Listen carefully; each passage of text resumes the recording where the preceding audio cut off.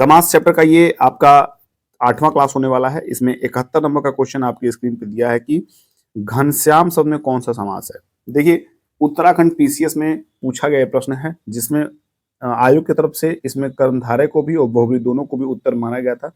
लेकिन अगर आपके सामने ये प्रश्न आएगा तो आप बहुब्रीहि को प्रायोरिटी दीजिएगा। किसको? बहुब्रीहि।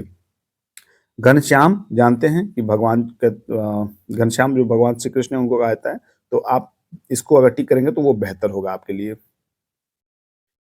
आप देखिए जरा, ये 72 नंबर का प्रश्न है कि परमानंद, परम है जो आनंद, और इसके लिए आंख बंद के कर्मधारय समास आपको टिक करना पड़ेगा। अगर हम बात करें 73 क्वेश्चन की, 73 नंबर की, तो कौन सा शब्द कर्मधारय समास का उदाहरण नहीं है, तो उसके लिखे नील गाय और प्रिय सखा।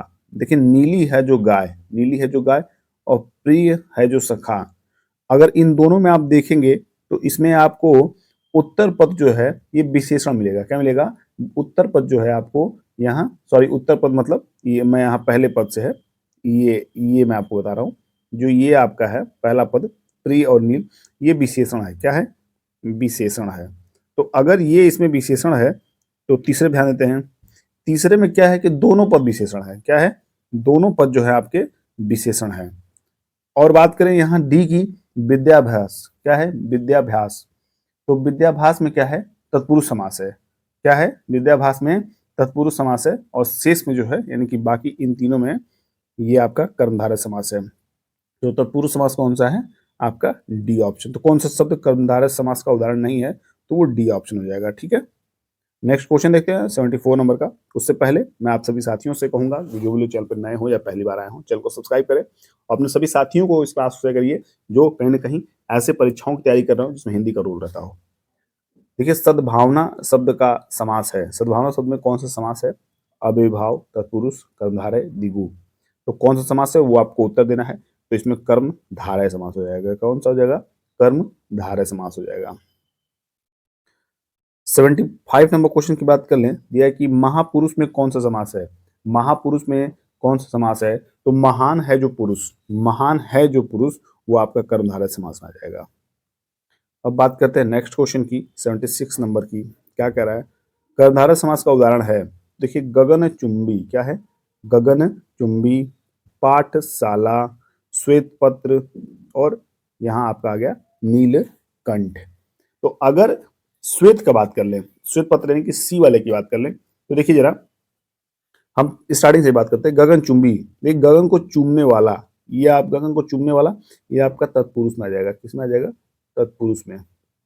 फिर बात कर लें पाठशाला, तो पाठशाला की बात करें तो पाठशाला गगन, सॉरी, पाठ का शाला। ठीक है, तो ये आपका तत्पुरुष, ये भी उदाहरण है। फिर बात कर ले यहाँ पे नीलकंठ, तो नीलकंठ आपका जाएगा बहुब्रीहि में। किसमें जाएगा? बहुब्रीहि में जाएगा। लेकिन अगर हम बात कर ले किसका, ये देखिए, जिसमें आपका श्वेत पत्र है, यही एक अकेला कर्मधारय समास का उदाहरण है। देखिए, जिस समास में विशेष विशेष विशेषण अथवा उपमेय उपांग का संबंध होता है उसे कर्मधारय समास कहते हैं। तो इस तरह आप देखेंगे कि इसमें जो है विशेषता यही है कि इसमें विशेषण पहले होता है। तो देखिए, श्वेत, श्वेत जो है, पत्र कैसा है? श्वेत है। यही इस बात को स्पष्टीकरण कर रहा है कि कर्मधारय समास का उदाहरण सी ऑप्शन है। 77 नंबर की बात कर लें तो दिया है कि निम्नलिखित में से कौन सा समास नहीं है। निम्नलिखित में से कौन सा समास नहीं है? तो अव्ययीभाव जानते हैं, कर्मकारक ऐसा कुछ होता नहीं है, द्वंद्व आप जानते हैं, बहुब्रीहि आप जानते हैं। तो जो बी ऑप्शन है ये आपका कट हो जाएगा, निक राइट हो जाएगा। 78 नंबर की बात कर ले, दिया है कि सज्जन शब्द में समास है। सज्जन शब्द में समास है, तो सज्जन में कौन सा समास हो जाएगा? तो आपको पता होना चाहिए कि कर्मधारय समास जो है इसी को फॉलो करता है सज्जन में।